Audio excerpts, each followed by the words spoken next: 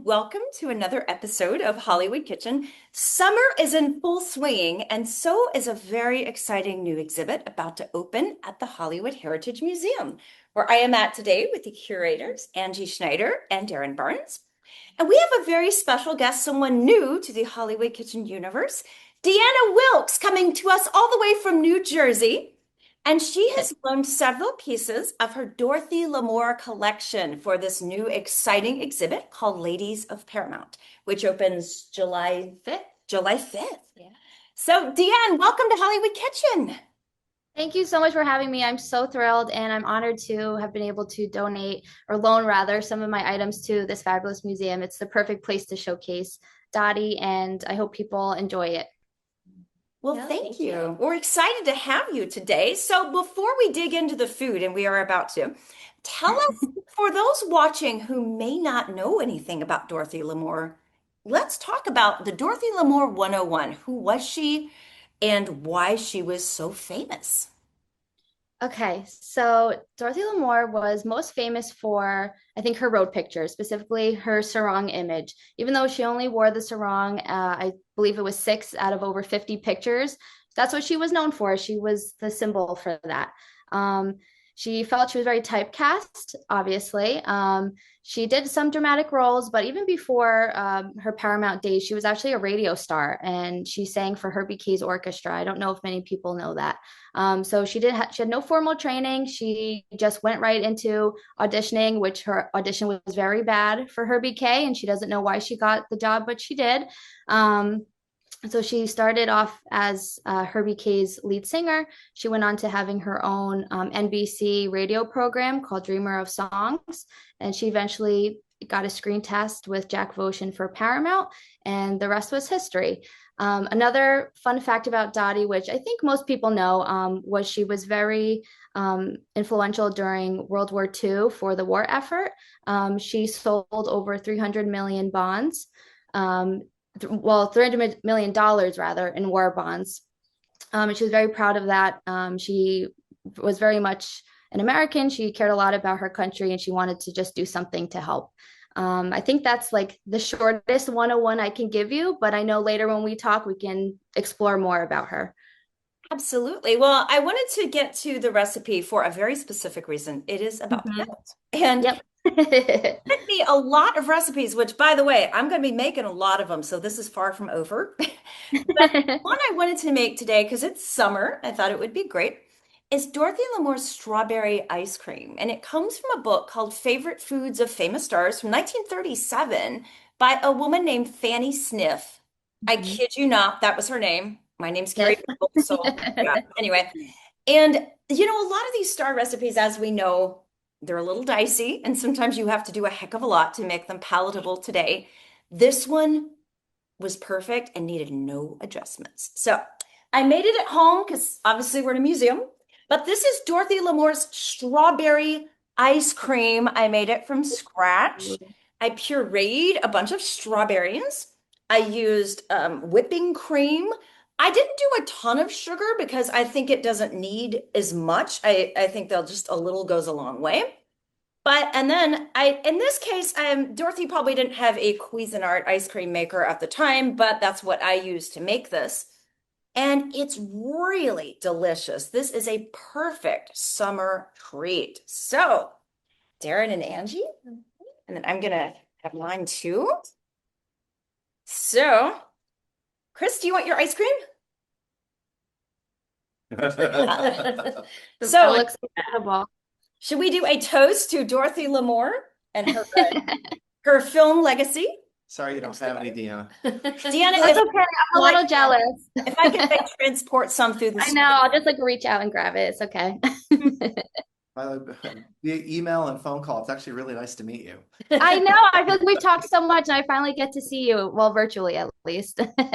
You guys, very good. And I use really fresh strawberries too, no frozen stuff. This is fresh. It Mm. looks definitely very refreshing on such a hot day here in New Jersey.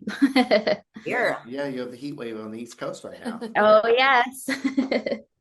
So I will post this recipe to the Hollywood Kitchen website where people can see it. And again, it's so simple to make. Yeah. Also, there is a Dorothy Lamour cocktail. And I felt it very necessary to do this because we love tiki around here. And we Oh, yeah. recently did the first of many Hollywood Kitchen summer tiki episodes, and people loved that episode. Oh my God, I got a really good response. So those will continue. But I thought, well, there's so many cocktail recipes attributed to the stars. So Chris, who is off camera here and an invaluable part of the Hollywood Heritage Museum, Bartender. he's kind of also the resident bartender of the museum. And he whipped up the Dorothy Lamour cocktail. So do you guys want to Wow. about that? Yeah, because I think your recipe did have it blended, but we just went with the puree, so you didn't have to go that route, and it made it more tiki. So what he used was a white rum. So maybe you can hand us the bottles. We just got a white rum. And I think in your recipe it was mils, so he calculated out to ounces. So you did 2 ounces, but if you have a shaker, basically use your little jigger and then you can figure it out. Then we use the mango puree. Oh my gosh. That we had Wow. This is way fancier than what I was going to do. Thank you. This is your banana liqueur. Banana liqueur. How is that for tropical right here? Banana liqueur, And rum, then a mango type of soda. So we mango have- soda. Wow. And then just a simple syrup. So we got, just simple lemon juice. Lemon juice. So yeah, it was 2 ounces of rum, 2 ounces of the banana liqueur, 2/3 the lemon juice, an ounce of the mango puree, 2 ounces of the mango soda, some crushed ice, give it a shake, and then this is your product. This is Very Wow, very that's amazing. thing and very tiki. So would you guys like to do the toast and let us know what you think of the cocktail? I need to make a mocktail version of this. This is great at 11 o'clock on a Sunday morning. In New Jersey. It's 2 in New Jersey, right? Yes. Really good. Good. Yeah. Excellent. Okay, now that the food part is out of the way, we can talk more about Dorothy Lamour. So I always wonder this, Deanna, what was your first exposure to Dorothy? When did you very first discover her work?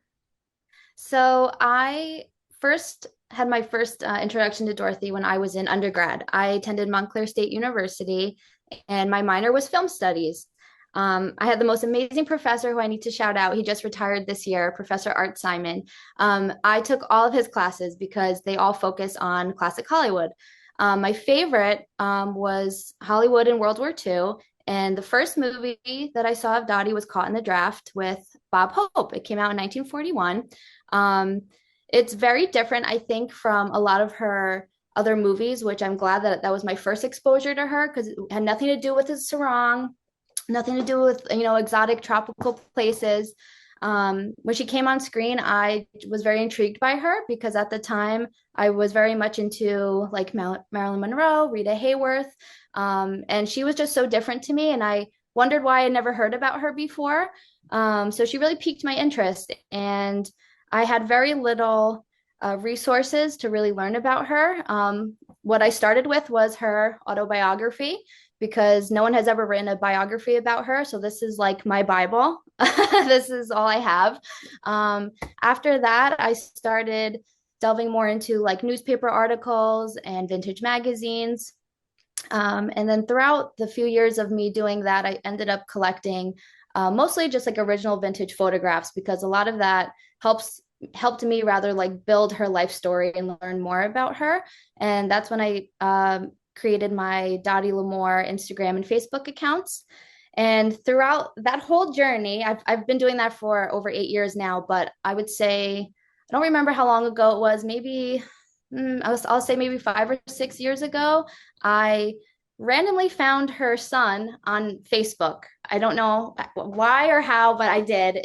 We were in like a Dorothy Lamour like Facebook group, and he was commenting in there, and I was like, "Is this who I think it is?" So I took the chance, and I messaged him, and we've been friends ever since. So he definitely helped me piece together the puzzle because there was a lot of like missing answers that I had about her life, and he has been so gracious, so wonderful, and I'm really just so grateful for his friendship.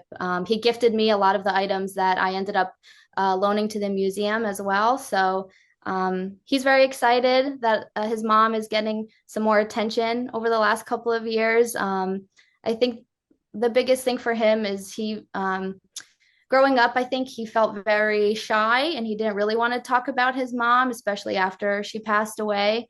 And he told me once he's very grateful to have connected with me because he feels more comfortable talking about his mom now, and he wants the world like to know about her. So it's a really beautiful friendship that we have for sure. That's awesome. Would he ever be willing to do an episode in the future? Oh, yes. I did ask him to join us today, but he is in Memphis right now and he lives in North Carolina. So that's a big of a drive for him. So he would definitely love to do that next time. Oh, and Darren and Angie, I want to tell you, I was also speaking to Tom's daughter, Bethany, who is Dottie's granddaughter. She may be coming to the museum opening weekend. So I told her if she shows up to introduce herself to you guys so you guys could take pictures of her in front of the exhibit. Really love Exciting. that. He's very excited. One of the big questions I have is what did Tom say about his mother's food? Because that's always the million-dollar question on these episodes. Did they make this? Did they eat this? Yes. So what's funny is a lot of the recipes I sent you, I think some of them were like shrimp Creole. Dottie was born in New Orleans, Louisiana. So she has a very Southern upbringing and flair to her food. She lived with her mom, a single mother, for most of her life. So they kind of didn't have a lot of money to spare. So they kind of had to make do with what they had. And I'll read you what Tom said. A lot of the things that she made were similar to the recipes I sent you. So he wrote she would often make shrimp Creole, shrimp and crab gumbo, tripe, and he said which was terrible. Rice and beans, crawfish stuffed jalapeno peppers. I think he meant poppers, but same thing, I guess. He said for sweets, mom would make apple pie and chocolate cake. Keep in mind, she was a cook. My dad was. He did most of the cooking. That is true. Dottie would often attribute her husband as the better of the cook of the two. Um, he said she would make shrimp Creole more than anything. Every New Year's Day on January 1st, we would have black-eyed peas for health and prosperity for the new year. And he made a little note about what she ate for breakfast, if this helps, he said. Every morning, she would have her breakfast, which consists of coffee, two boiled eggs, two slices of whole wheat toast. That was her basic forever morning breakfast. Okay. So we don't know if she made or ate the ice cream. No idea. No mention of the ice cream. Shrimp Creole, we totally know. What about the cookies? Because those cookie recipes you sent me looked really good. They did look really good. I found that in a newspaper article, and I know probably similar to a lot of the books you have, they may have just attributed that to her, but the cookies look really good, and I hope you can make them. I'm thinking that's Yeah. perfect. So definitely. So what is the first? So you told me what was the first film you said you saw with Dorothy Lamour? Caught in the Draft from 1941 with Bob Hope. Oh, very cool. They had such great chemistry on screen. They really did. So their first movie together was Road to Singapore. And obviously their chemistry, all three of them, Bing, Bob, and Dottie, they had great chemistry, but people really loved seeing Dottie and Bob together. So they did a couple more films. My favorite is My Favorite Brunette. I'm not sure if you guys have seen that, but it's so fun. Um, and they were actually lifelong friends. He was so good to her children. He was very generous. And I believe later on in life, I think they lived in Palm Springs for a time, if I'm remembering correctly. But they were neighbors, like literally like across the street from each other. So he would always come over and bother her. I have a sort of a Dorothy Lamour story. I went to college in Santa Fe, New Mexico, and this is mid 90s. And Yeah. I heard there was an old Hollywood producer who lived in the hills and he was a bit reclusive. And nobody I knew was talking to this guy. And I'm like, I am on this like white on rice. So I called him up and told him who I was. And his name was Edmund Hartman. He was Okay. very shy and he said, look, I'm older man. I'm not well. Just come up for 5 minutes and say hi. And I was like, okay, I'll do that. So I drive up the mountain to his house and we start chatting. Next thing I know, 3 hours later, he's mixing us drinks and we're in his basement going to his film library. Like we just hit it off like that. I mean, it was awesome. Wow. and he produced a lot of the Bob Hope movies at Paramount. And he told me the story that, including some with Dorothy Lamour. And he told me that he was at the dentist office one day having his teeth cleaned, and somehow the dentist was asking him, "What are you working on?" He's like, "Oh, this new Dorothy Lamour movie." And he said the dentist got so excited he nearly dropped the utensils down his throat while he was teeth. So, I thought, wow, that's a big reaction to Dorothy Lamour right there. Yeah, she was definitely a big star in her day, and I think part of the reason why I call in my little mini bio that I wrote for the website, I referred to myself as a preservationist because if you asked me years ago, I would just say like enthusiast, but I really care so much about her and her legacy because I feel that she is very forgotten in the midst of, other stars like Rita Hayworth and Marilyn Monroe, of course. But I think she has such an interesting life and she was such like an incredibly sweet person. She cared about everyone on set, even like the cameraman or someone just bringing you coffee. She was friends with everyone. She never talked bad about anybody, even people who probably deserved it. She was just very classy and a very sweet lady. And I just love her. And I just want the whole world to know about her. Thank you. I love this attitude too, because I think a lot of times people do tend to fixate on the stars that were ultra sex bombs or maybe had Yeah. scandalous personal lives. And I don't think Dorothy Lamour had any scandal in her personal life that I have ever heard of. But so since she was so famous for the sarong, what was the movie that started the sarong craze? It was The Jungle Princess, Princess. 1936, with Ray Milland, very handsome. She was very excited about that. So the interesting thing about that movie is when she did her screen test, she was very excited and she got the contract just a couple of days later. She was thrilled. So she goes on set and she has no idea what she's walking into. She thinks that she's going to have like a glamorous gown, she's going to have beautiful jewelry. They're like, okay, go meet with the costume designer. They're going to get you set up. That was So Edith she meets, Head, right? yeah, she meets Edith Head and she's like putting all these materials on her and she's so excited and she tells her, oh, like she puts on like a sarong, like she's wrapping it around her body. She's like, what is this? "Oh, it's a sarong, sweetie. What do you mean?" And she had to bite her lip so hard because she wanted to cry. And the reason why is she was very self-conscious of her body. She referred to it as like an inferiority complex. She was very hard on herself. I think a lot of women relate to that, but especially looking at someone as like beautiful and who was a star like her, you can't believe she would feel like that harshly about herself. She would say, "Oh gosh, I have narrow shoulders," or "I hate my feet." So after she got over wearing the sarong, she hated her feet so much that she went so far as to wear rubber feet on the set. She wore rubber feet and it didn't last long because she ended up almost like falling and really hurting herself. She was also an extreme klutz. That's like a fun fact about her. She was like falling and hurting herself all the time on a regular basis. Yeah. But the rubber feet did not work out and she kind of just had to deal with um, just like watching herself on the rushes. She didn't like doing that. She was just very self-conscious and hard on herself. But the sarong ended up being a blessing and a curse for her, as she called it. I think it brought her a lot of success, even though, again, she only wore it in 6 out of over 50 pictures. But she was very grateful for all of her success because of that. 2 years ago, I was lucky enough to go to Hawaii, and before prepping for my trip, I had to have a whole little Hawaiian wardrobe.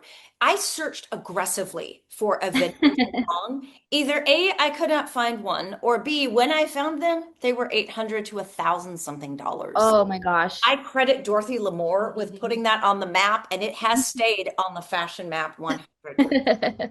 I definitely could not acquire a sarong. And No, me a lot of either.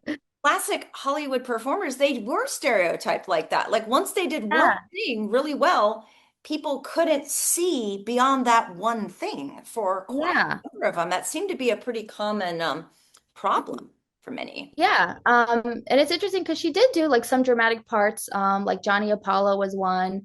And she enjoyed doing them and she would ask Paramount, please, can I have like more dramatic parts? I can act. She never referred to herself as like a great actress like Betty Davis or Joan Crawford, but she had acting chops for sure. I just think she wasn't given the right vehicles to show that. But regardless, I think all her films are very enjoyable, and I think she's like shined most in comedies. She was definitely a comedian, and she loved working with Bob and Bing, even though they drove her crazy. She still enjoyed it, and she was very proud of the Road series. What did they do to drive her crazy? Well, she would memorize the script, thinking that's what you do, because that's what she's used to doing. And she would go on set and they would totally just be ad-libbing and doing their own thing. And she's off to the side, like, hello, when is it my turn to say my lines? They would also play a lot of pranks and just like joke on her all the time. She was a very good sport, and I think she held herself very well. So she was able to kind of play along with them eventually. She got used to it, and they loved her for it. Excellent. And Dorothy later worked in television, right? Later in her career? She did. So I would say more so from like the 60s onward. She did a lot of like dinner theaters and plays, which was really fun. She did Hello Dolly. She did Barefoot in the Park. And she did a lot of like little TV show appearances as well. She had a lot of fun doing that. I think she wanted to keep busy. Her husband died in the 70s, and that was very traumatic for her. So she threw herself into work more than ever before.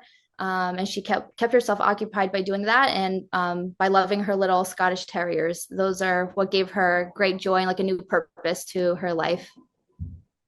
I can relate. You guys have some Mhm. questions for Deanna? Well, when we started to put together this exhibit, it's primarily Yeah. ladies of Paramount. And when it comes to Dottie, I don't think people realize how big a star she was. She was the Yes. cornerstone of Paramount Pictures. She was probably what, one of Yep. the five top moneymakers during her I time? believe I think so. 10. Yeah. She's like in the top five. Like her movies Yeah. just guaranteed to make money. So Yeah. that was one of the big reasons we really wanted to include her in this exhibit is, you have Carol Lombard, you have Marlene Dietrich, you have all those the ones that you kind of remember, but when Mae West, but when it Yeah. comes to, Dottie, we really felt like we needed to pay her due and just give her the respect to show people that, she was a big, big star. Like her movies just made so much money. And Yeah. such a big star every time, I've read her book, it's great. Whenever you read books or articles or interviews with anybody else who ever worked with her, never a bad word.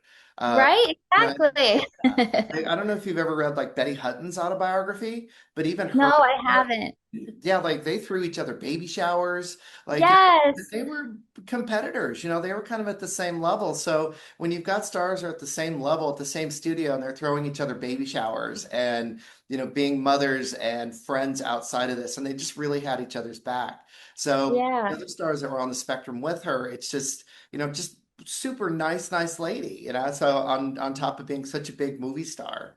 So, Yeah. and outside of the sarong stuff, she was a great comedian. You go back, like you said, you watch her films, she's got it down. And comedy's harder than drama, I think. Yeah.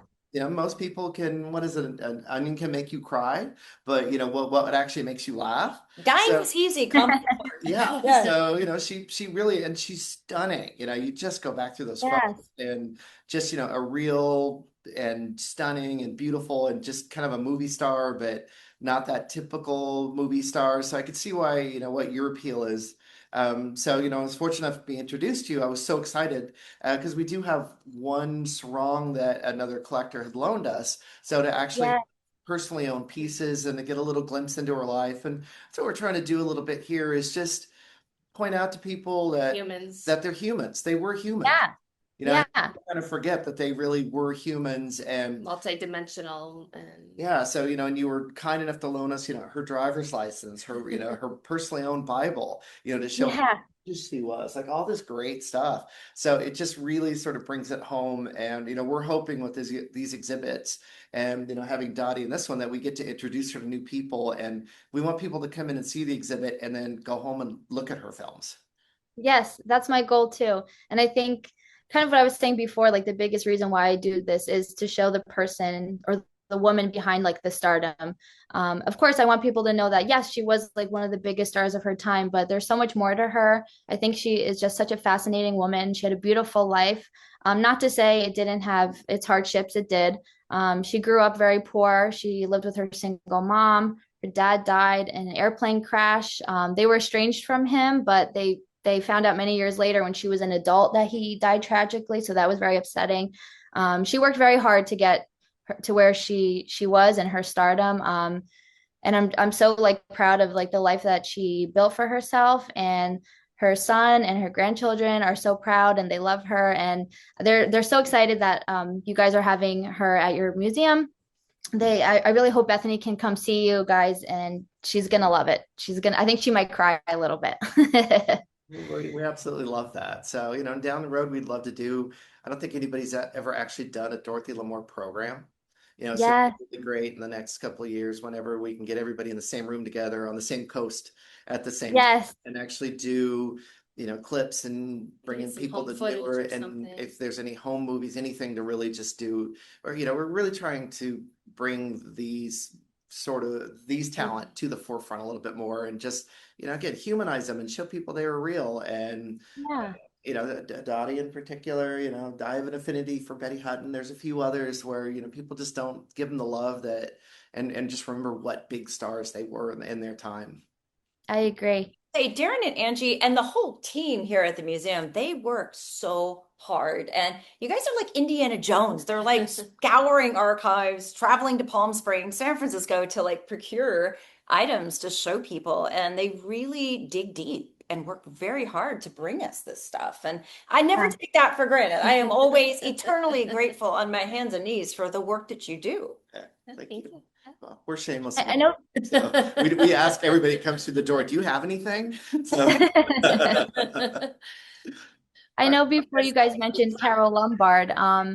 I don't know if you know, but Dottie and Carol Lombard were actually really good friends, and Carol helped Dottie on. So right after she made Jungle Princess, she went right into filming Swing High, Swing Low with Carol and Fred MacMurray, and Dottie completely idolized Carol. She was totally obsessed with her. So she was very nervous, of course, to work with one of her favorite stars.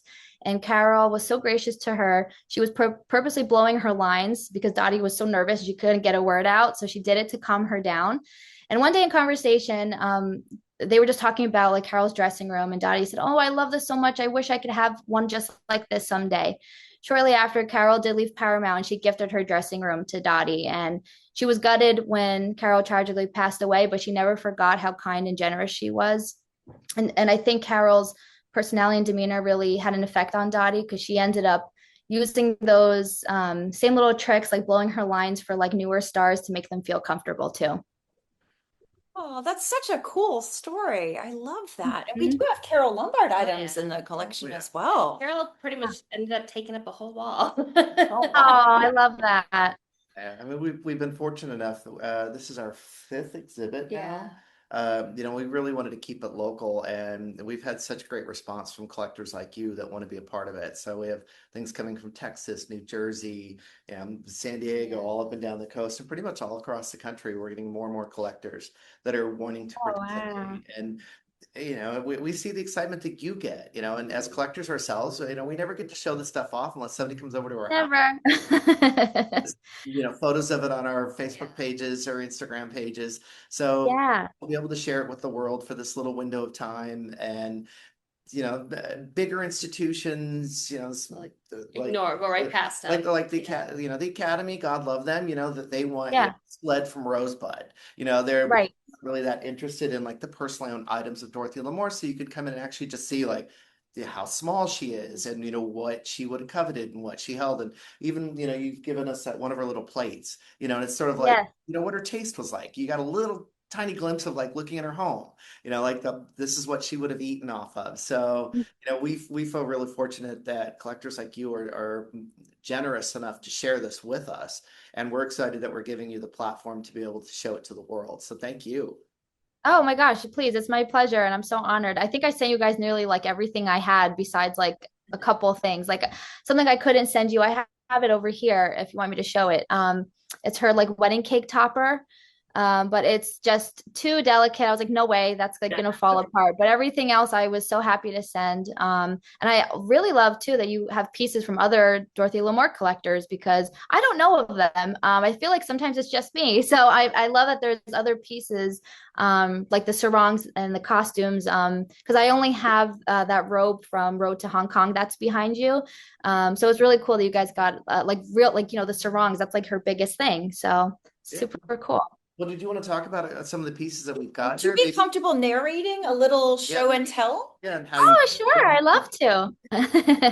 Okay. A So few pieces in there from Tim too, like your compact, but most of it's yours in there. So we'll see. Okay, so where shall we get started? this is your life plaque. You want to start with that or Oh. this? Either way. Well, how about we start down here and I'll move here to here? So the Dottie Sure. would be a good place to start. These are Tim's, so Okay. different flavor, but So that green cup that's in front of you, that says Dottie around it, that was given to me by her son Tom. I don't have like a date on it, but he did tell me that someone from one of the set of her movies made that for her. So I thought that was really neat. She loved coffee, so I can imagine her drinking her coffee out of it probably almost every morning. And then behind you, I'm sorry, behind the cup rather, is the robe that she wore in Road to Hong Kong. I remember when I took it out of the package, it smelled a little bit like cigarettes. I don't know if it still smells like that, but I thought that was funny. I don't smell any cigarettes in this now, but Okay, good. Maybe it aired out a little. I got that from Planet Hollywood Collectibles. They are so amazing. If anyone is looking for authentic pieces, check them out. I have bought so many Dottie items from them, and they are so wonderful each time. Below that is a little plate. I know that Dottie collected like antique like china plates throughout her life. A lot of them she ended up selling, but that was one of the leftover pieces, I suppose. Underneath that is her Holy Bible. That was given to me by her son Tom. But that Holy Bible was gifted to Dottie from her mother, Carmen. I believe there is like an inscription inside if you want to open it. yeah. okay, Darren's gonna open that for me. I didn't realize Sure. I was looking at it yesterday. Yeah, so that note there, that was written from Tom. So he called his grandma Danny. So he's just saying that his grandma, which was Dottie's mom, gifted that to her. But I think if you open more inside, There you go. yes. Well, So that. this was gifted to her for Christmas. I believe it says 1940. Follow the teachings of this book and you'll never go wrong. All my love. I can't read the rest of them. From Mother. From Mother, December 25th, 1940. And then like throughout the Bible, like her mother would like underline certain passages for her. And she would say like read this for like when you're worrying about something or whatever. So that definitely was a staple piece in Dottie's life. You can see how worn out it is. Dottie was Catholic, but when she married her husband in 1943, she converted to Episcopal. But after he passed away, she went back to being Catholic, but she never really lost touch with her faith. She would say that God took her by the hand, and she always was very grateful for her mother. Her mother was her best friend, so they had a very close friendship. So no surprise that that she gifted her that beautiful Bible. Right underneath it is a handkerchief. I lent the museum several beautiful handkerchiefs. That's just one of them, but it has her initials, DLH. I think some of them had coffee stains on it, and when I showed it to her son Tom, he confirmed, yep, those are definitely coffee stains. So it's just cool because it just, again, it makes them feel like more human, that they really were alive and they were real people just like us. To the left of that, I believe there's it's labeled as a baby bracelet, and it says Dorothy Howard. So Howard was, yep. So it says Howard because she married her husband, William Ross Howard III, in 1943. So that was her married name. However, she always wanted a baby girl. She ended up having two boys who she loved very much. But I can imagine that she made that baby bracelet when she was expecting one of her children, hoping it'd be a girl. I don't know if she ever wore that bracelet herself or if she just put it away, but it's a really dainty little piece, and the clasp was broken when it was sold.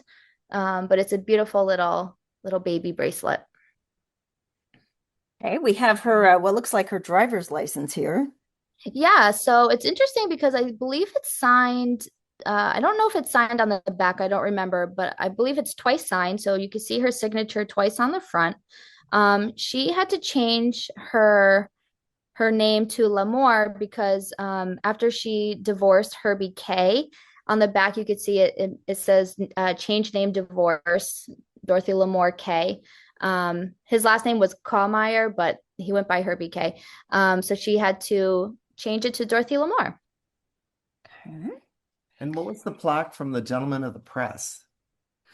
So I have no idea. That was just given to me by Tom and like a series of like pictures and things I had. So I thought that would be really cool to loan to you guys. I know I'm trying to remember. I think she, I'm trying, maybe it was like in the 1950s that was given to her. I'm trying to remember. But I thought that was a really cool little Yeah, piece to a famous and lovely lady. I love the lipstick print. yeah, and then yeah, Oh, that's one of my favorites. I would the lip So too. So I could talk about the brooch first if you want, and then we could talk about the Sure. print. So the brooch, she wore that in The Greatest Show on Earth. There's a really beautiful, she wore it in her hair. It's a beautiful picture of her like lying back with her like circus costume. But I also got that from Planet Hollywood Collectibles. The lip print is probably one of my favorites, and I think I've had that the longest out of everything in my collection. But I don't know if you guys are familiar. There's a picture of yeah. Oh yes, there it is. There's the brooch right in her hair. And I love the leopard background. As a Jersey girl, I love leopard. I do too. Even though I'm not from New Jersey. So the lip print, I don't know if you were familiar with a picture of Marilyn Monroe getting her makeup done by Clay Campbell. And against the wall, you could see a bunch of lip prints like this. And you can actually see Dottie's if you look close enough. But Clay Campbell did her makeup. I believe it was if I'm trying to remember, it was Lulu Bell. She was, I think, loaned out to Columbia at the time. So that's why he did her makeup, and I just love that beautiful lip print and her signature. I have like two of the greatest things on there. That piece of paper, it's like a tissue paper. It's so delicate, so I just kept it framed, and I never take it out just because I'm afraid it might rip. I wonder if it's blotting paper. I don't know. It looked like tissue. Like I took it out a few times. It Okay. kind of looked like a very thin, like tissue paper. I'm not quite sure. Very cool. Really pretty. Tell us about this blue. Is it a scarf or a robe? I can't. So that's from another collector. That looks like it's from I think it's Beyond the Blue Horizon, if I'm not mistaken. Yeah, and it's in really fragile shape because most of these were, they're not meant to be kept outside the film. So we Mhm. weren't able to actually put it on a mannequin, and it's probably about two-thirds of it that survives, but you actually get to see how Oh thin wow. the print is, and then Yeah. there's actually a photo of her wearing it from the movie. So Oh wow. yeah, so it's a pretty stunning piece. It's just, sadly, we couldn't dress it on a mannequin. Um, Yeah. but it gives people an idea of what these colors, and that's one of the fun things about these exhibits too, is that, you see everything in black and white, and you always really just wonder, like, what this look like in real life? Was everything just gray and black and white? And the Yeah. studios would give them all these different colors just to give them dimension in their films. And that's so beautiful. Wow. That's the Yeah, first time I'm seeing it too. It's incredible. yeah, and it does have a tag inside of it that we just couldn't get to display. We have a Paramount tag, but it has Yeah. written, her full name inside in the production. They don't want to touch it. So Yeah, no, it's really, really fragile. So it's a really cool piece to have. And then one of my favorites was the This Is Your Life plaque. which the whole episode Yeah. for This Is Your Life is on YouTube. I Yeah, found it there. yeah. You found it? Because I've been looking for years and I can't find it. Yeah, I'll send you the link. I located it the other day on YouTube. Please send it to me. That's crazy. I need to see it. So this is a beautiful plaque that was given to her for her episode of This Is Your Life. Her son Tom had it. I believe another thing I could show you really quick on my screen. This is her estate sale book. It was Dottie and Ella Fitzgerald's estate sale in 1997. So a lot of the pieces I have you could find in here. This Is Your Life plaque that is featured in here as well. Um, but that was a very, very emotional day for her. She had people from her childhood all the way up to like her, I think it was from 1954, it was filmed. I Yeah. think October 1954. Photo. She had yep. So those are her two little sons right next to her and her mother. And her husband's right above her. She had some of her favorite people she met on set. Um, and she cried. She was crying in that picture. She was very emotional, but it was a very special day for her. And I love this photograph too. That is beautiful. So I think is that from another collector, Darren? It's actually mine. Oh, Darren. Wow. I That's love incredible. photos that have a story to it. So it's actually to her dentist, thanking her for Yeah. giving her her beautiful smile. Oh, I love that. So Yeah, so she did end up getting braces. I think they at first they gave her like little like plastic teeth to put over, and then she ended up getting braces. And there's actually pictures of her in Hawaii on her first vacation with braces, and she looks so cute. and I've got photos of her at a nightclub opening, and you can see her retainer. Like she got a Oh, retainer a day off, and it was I was going through the photos one day, and I was like, oh my God, that's that. And then this photo had just popped up, and I'm like, I kind of need it just to go with the photos of her wearing the retainer, just again to show her, the human side. that is so cute.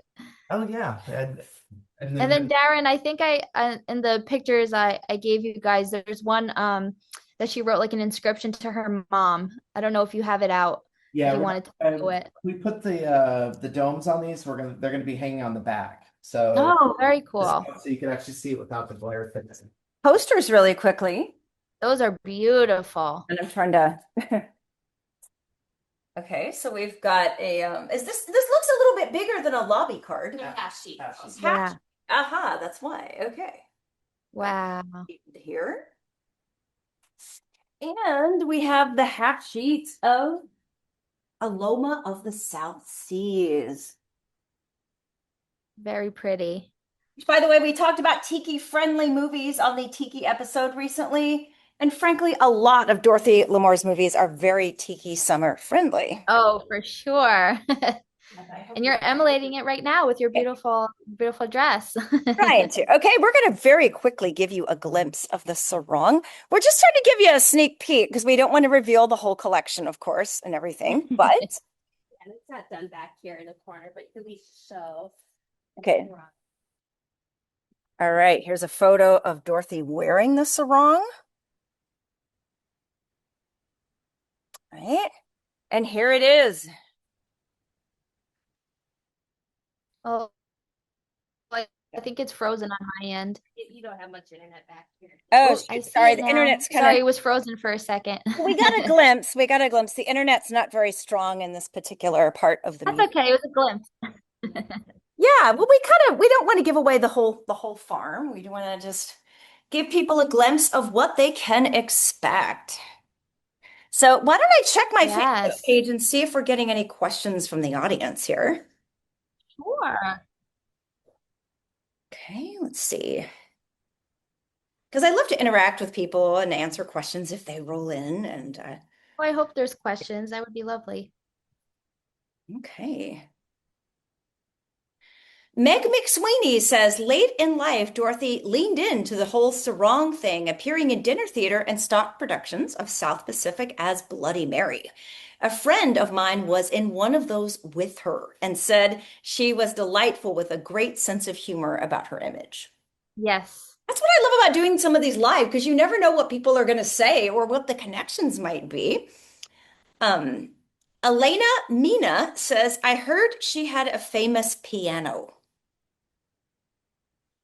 That's not familiar to me. I never heard of that, but I can certainly ask her son. He may know more about that. Benjamin in Germany, great items. These are wonderful to see. Oh, thank you. Leslie Apple, love seeing these Dottie items. What a great exhibit. Oh, Gary Songer, what marvelous memorabilia. Here's a link to the This Is Your Life episode. So before I could even get to it, Gary got to it. I swear, guys, I have been looking for years and I have not been able to find it. You know what's funny though? Okay, so when I do the Hollywood Kitchen website, I post little goodies at the bottom, like a little interview if they did one or something like that. I tried to post the episode at the bottom of the blog link yesterday, and it wouldn't let me post when I tried to publish it. So maybe it's one of those where the copyright is such that you can like watch it on YouTube, but if you try to share it on another website, it won't let you. So Oh, it that's such could a be, bummer. yeah, it could be a copyright type of thing. And Roger Mimo said, I am loving this. So Oh, hey, thank we're getting such a you. good response. And by the way, sometimes some of the questions don't pop up till like later in the afternoon on my phone or on my Yeah. page. So Darren, Angie, and if you'd like to be on Facebook, if anyone has any comments or questions that maybe you all could answer later in the day. Oh, sure. Well, and one of the things I always want to ask collectors and fans of these folks, what's your favorite movie? My favorite movie, I think it's The Fleet's Inn. I'm not sure if you're familiar with that movie. It has, oh, well, of course you are, Betty Hutton, of course. And that was my gateway to Dorothy, honestly, to Dottie. Honestly, it cracks me up. It's such a like feel good movie. Perfect little like rom-com, I think. I think I suggest everyone watches it because I think it's a little different from the rest of her movies and she just cracks me up in it. I mean, the whole cast does. Betty Hutton is a hoot. She cracks me up. She's crazy. But she's very endearing. Yeah, that's probably my favorite. Besides that, I would also say They Got Me Covered. That's another one with Bob Hope. Again, I really love her comedy movies, I think the most. So would that be the one you'd recommend people see first? Yes, I do. The road films are the most popular, but she's part of an ensemble and that Yes. they're so you don't realize how good she is too when she's leaning in and ad-libbing with the guys, I and think they are used to overshadowing her. yeah, They just took up so much space and like with their personalities and they're wonderful. yeah, But I do think she kind of was a little overshadowed. yeah. She still enjoyed doing those movies for sure. But a funny story about the road to Hong Kong, which that robe is from right behind you. She did not want to do it because they completely reduced her part to like a small little cameo. And because they wanted Joan Collins instead because she was much younger. She felt very upset and disgusted by that. I think as most women would, considering she was a staple to the Road series. They kind of were replacing her rather easily. And they just kept pestering her to just please just do it. And she only agreed for a pretty big paycheck, which I agree with her. I think she made the But right move. Yeah. Yeah, no, there's a great scene where, the guys are riffing and she finally just stops them both and goes like, wait a minute, guys, I have a line here. Like, and Yep. I love her for doing that, like, right. And they kept it in the film. Yep. and people can find these movies on DVD. Yes. A Occasionally lot they of them are on Blu-ray. Yeah. Blu-ray. And Yeah. are there any streaming channels where you can find them? Because I know a lot of people always ask me, I don't do DVDs anymore, which shocks me, but I believe the last time I checked, Amazon Prime had a couple. I don't think HBO has any, but sometimes even like on YouTube, if you just type on YouTube, they have like the full movies of them. Sometimes the quality isn't that great, but I would say most of her movies they have been like restored, so you can definitely find them, I think, almost anywhere. Yeah. And, and talk about her as a singer too. I don't think people really remember like Chris was playing her music when you he was getting mentioned his it. drinks. Yeah. And Yeah, she's was such a popular radio star and recording star and sold millions of records and yeah. So she was a that's I think where she got her stardom first. So she moved to Chicago and she just wanted to make money. And so she started off as an elevator operator for Marshall Field's department store. She by chance, Herbie K walked up to her and said, "Hey, I'm looking for a new female singer. Can you come audition?" And she was like, I guess. She has no formal training. Her friends would say, "Oh, I think you sing like pretty well, Dottie. Just go, just try." He asked her to sing. I think the song is called "Is it Tiger Rag?" something like that. I don't remember. But the only line that she knew was "Hold that tiger," so she just kept singing it over and over. And to his amusement, he kept making her sing it, just to like tease her. But she ended up getting the job to her amusement and surprise. She didn't think she would. She had, again, no formal training, but she was very successful as his lead singer. Because she had such a big crush on him and he did not reciprocate that, she ended up leaving his band and moving to New York, where she played with Rudy Valley's orchestra for some time. And she credited him with helping her career a lot as well. But after that, she got her own radio show called The Dreamer of Songs for NBC. And that's what she was coined as for a while. That was like her nickname, The Dreamer of Songs. And then she was lucky to get a screen test with Jack Voshin from Paramount Pictures. Prior to that, MGM wanted to screen test her, but her agent was very meddling and he ruined that for her. So when Jack Voshin came along, she was like, absolutely not. My agent's not ruining this for me. I'm doing it. And she got lucky, and that was her start at Paramount.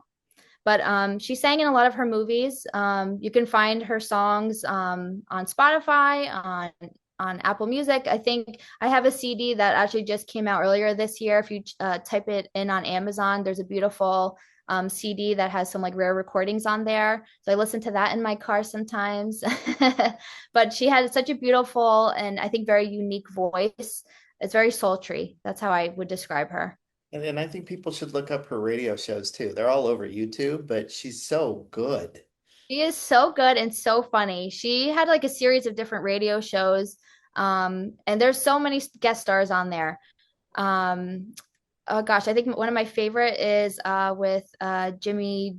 Is it Jimmy Duran? I think I Ranty. can't remember. They were Yeah, good. but Yeah. like they are just so funny. They crack you up.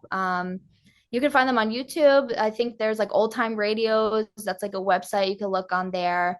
If anyone wants like suggestions, I also on my Dottie page, I post usually on Sundays. I post either like a radio show or like a clip of one of her songs, just to like expose people to her singing abilities. Because again, not a lot of people know about that. What's your Instagram and Facebook page called again, so everybody knows where to find you on there? Sure. So it's Dottie Lamour, Dottie Lamour. I couldn't take Dorothy Lamour because that's already taken by her estate. So it was Dottie Lamour. And that's what she was called anyway, most of her life. So I hope you guys could follow me there. I don't know if you have any more questions. I feel like I have so much information that I want to share, but I don't think there's enough time. But do you have a favorite piece that you own already?